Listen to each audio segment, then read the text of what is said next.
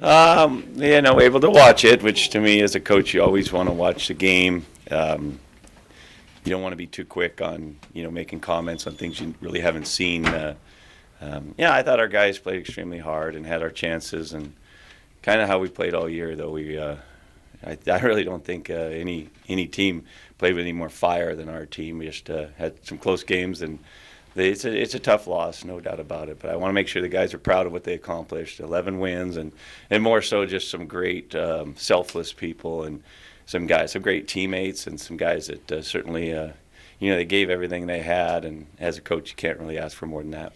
This may not be the I it's going to be the time to ask, but you've doubled your win total from a year ago and made it to the playoffs. Does that bring you some consolation? Well, I'm just happy. I'm proud the team got 11 wins. I mean, we're just so different. I only think we have, I don't know, maybe a quarter of the guys that in the past that have been here. So really guys weren't concerned about the past. And we made a concerted effort to just be, hey, let's grow, let's build. We did know it was going to be, hard to get that chemistry going, but the guys bought in, and it happened sooner than I thought it probably would. We hit our big lull there with a 4-game losing streak, but the guys just kept working, and I didn't feel like the belief in the room ever left. We finished the year as the most injured team in the league, and yet guys, no excuses. They just next man up type of thing. Give me my opportunity. I'll work my tail off to get back as soon as I can. And, I felt like our team was playing good football in the playoffs. So all those things are what I take. I think we were on the right track. Just a clunk. When you lose, it's just a heavy clunk, and it's over, and you don't really know what to basically say or do, except that you look back and you do have to acknowledge the effort and what the guys put into it. Hindsight being 2020, and you have had a chance to look at the tape, what needed to happen differently yesterday for you to win that game? There's, a couple, probably a play or two here or there. We didn't win the turnover battle, which is our key. We didn't win the penalty battle, another thing we like to do. And then we gave up a return for touchdown, which is pretty much these doors, yeah. Pretty much, like get a punt block for a touchdown, or you give up a kick return for a touchdown.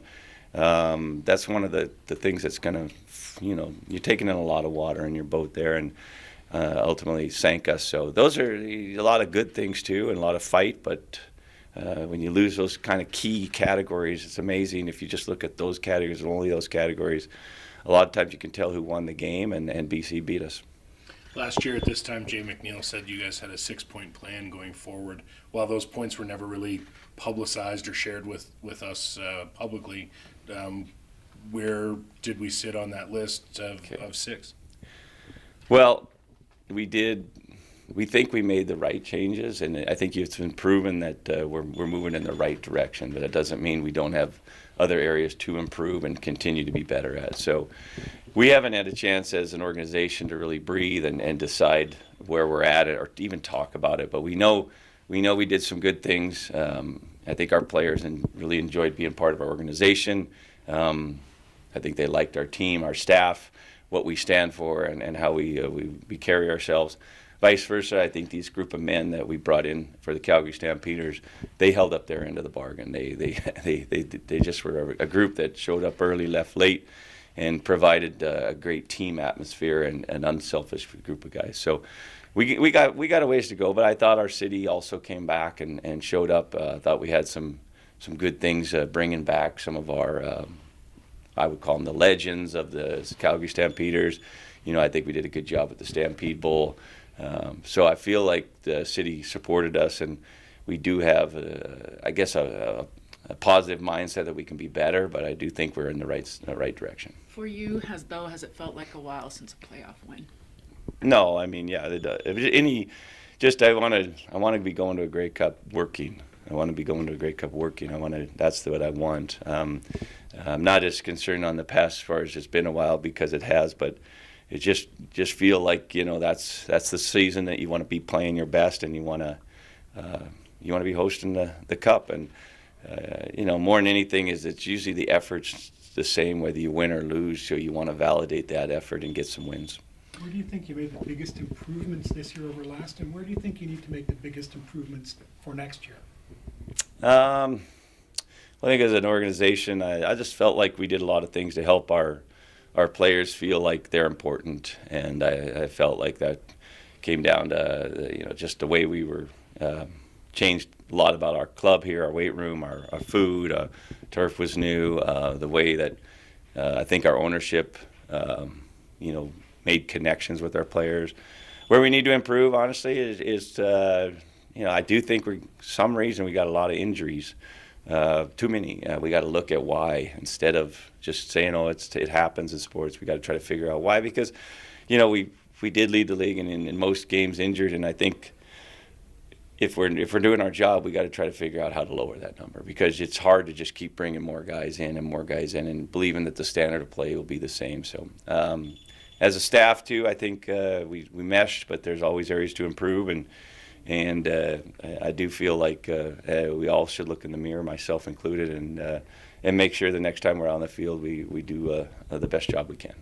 A lot of big name players on your pending free agent list, especially on the defensive line, Hicks, Hutchings, guys like that. Is having the Grey Cup game here next year going to be a bit of an appeal when you're talking to guys about coming back to the club? Well, the first thing is, this is kind of I do think we should have a good feel for the guys. I think they enjoyed being here, and I think they feel like the team is trending upwards, which should help you in free agency and get guys signed back. Everybody, a lot of them, money talks. So that's going to be certainly something that you look at. Opportunity. There could be some odd guys getting some looks down south. But we want to try to keep as many of our core guys as possible, because we feel like we are trending upwards, and the guys, our best players, seem to be in our pretty early stages of their career. We also have a chunk of guys in their 30s that some of them got hurt and were unable to be with us. We're gonna have some tough decisions. Not positive where the cap's going to be, and we know it's going up. But with those revenue models, so you don't know what you can spend. But we are going to try to take care of our guys first, and I believe the majority of guys will tell you that they feel like they're treated well in our organization. This is a team that is trending up, and they want to be here. A year ago, you were more aggressive in the free agent market. Is that sort of a plan to go carrying forward this year? We're going to look hard, but I do think there's a bunch of guys on our team that I would like to make sure that they are Calgary Stampeders if they're playing in the CFL. So it's just you try to find common ground, and I do believe if they want to be here, obviously, and we want them back, we can do that. We'll find the right fit and move forward as a team. With as many injuries as you had this year, does that leave you with any kind of cap flexibility towards the end of the year for signing bonuses, things like that? We should have some, not a ton. A lot of our guys are just on the one game, which is on the cap anyway. I think we finished with 12 to 15 guys on just one game. And 2 of them probably could have played. So, but yeah, I think we did a nice job. We're not going to be over the cap with all the injuries. We're not going to be over the cap. We should have a little bit of space and room to try to get some guys signed, but not a lot, unfortunately. We'll have to operate basically by standard, and that's the way it goes. Vernon did play really well last night. How would you sum up his first season as a whole here? He did his part. He helped us, and he's as advertised, and I think he was a little bit of a feeling out process as well as how we like to do things. Thought he really had his last 4 games of the year were excellent. Did the right things, did enough to win. Gives our city kind of a guy that that we can rally around, and he is a superstar. He's a guy that has got great leadership and provides great energy for any club he's been a part of, and I think he's a winner. So those are all good things, and we've got him locked up for next year, and we'll talk in the off season. But I definitely think he held up his end of the bargain. What about all your Canadian receivers this season and the way they contributed for you?